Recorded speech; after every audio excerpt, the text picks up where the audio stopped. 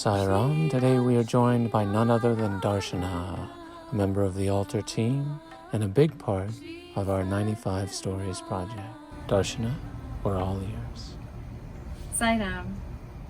I wanted to share a story of a gift that Swami has given to me, which is 3 words. And the story begins in 2002. By this time, I had been coming to the Atlanta Sai Center for about 3 or 4 years and learning bhajans and starting to get involved in YA activities as well as service activities through the center.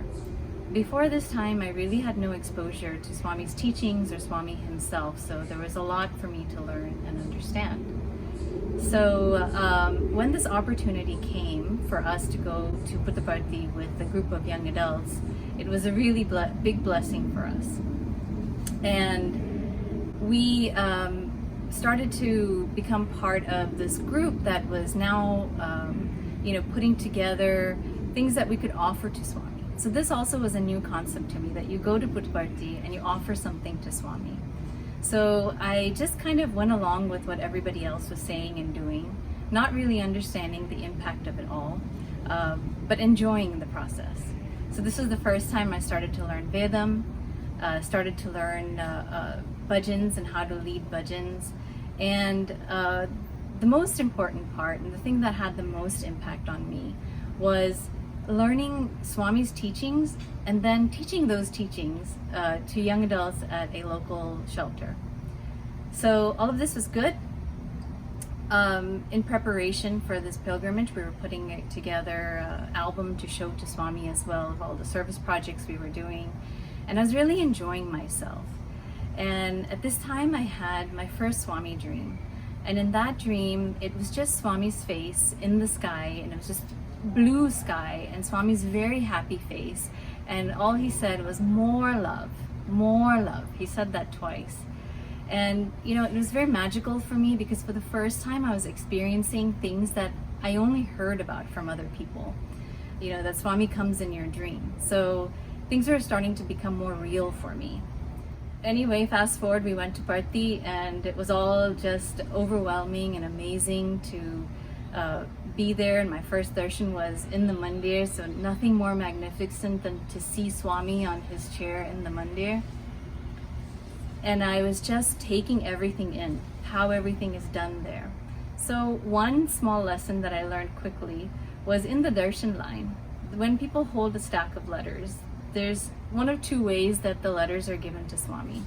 There are those who hold the letters and they are very respectfully handing it like this, and Swami, may come to them and take it.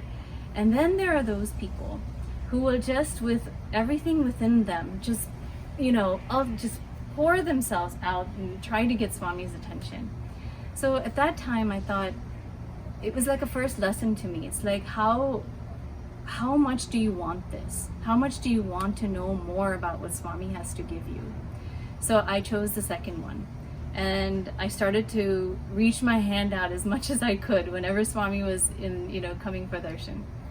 So one of the days, Swami came, and I had a whole pile of letters in my hand, and I reached out my hand, Swami, Swami, Swami. And Swami glanced, and he said, "Too much weight." These were the 3 words, too much weight. So in that moment, I scrambled and dropped some of the letters, and my pile was smaller. And again, Swami, Swami, Swami. And now Swami looked back at me, and this was that transformative moment for my life. Because in that moment, it was probably a millisecond, but it was an eternity for me. It was Swami in that blue sky again, the same Swami in the dream, just happy. And there was this completeness that I don't know how to describe in any way, nor have I felt in any other way since then. So it is also, what I had learned at that time, what every devotee wants is darshan, sparshan, sambarshan, which is you see Swami, you hear him, he talks to you, and you also touch him. Because in that moment where the letters left my hand and went into his hand, I was able to touch his hand. So it was a very special feeling for me.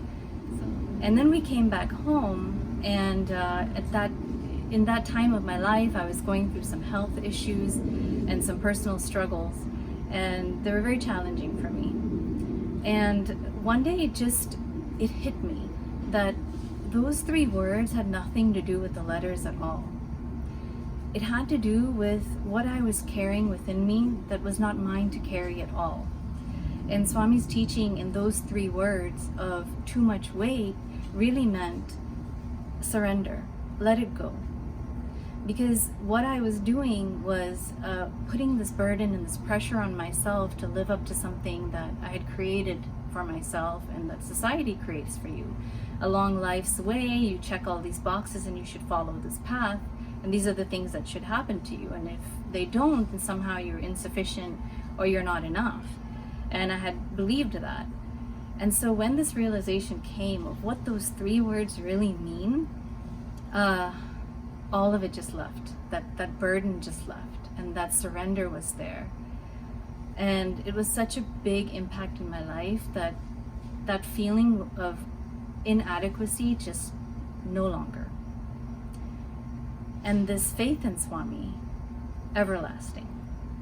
So from that point on, my prayers to Swami changed. I no longer wanted something, nothing big and nothing small. When I pray to Swami, let your will be done. Whatever you want for me, let that happen. And it works. It works every time. And sometimes it just comes from within as a reminder, it's too much weight. You're carrying this. This is not your life. This is not for you. That you're not here for a purpose that is written for anyone else. You're not here for the purpose that you think you're here for. You're for a much bigger purpose, and all of us are.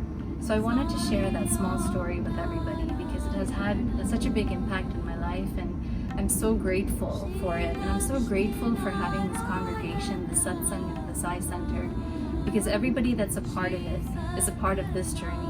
And we're all interwoven in that way to fulfill Swami's mission.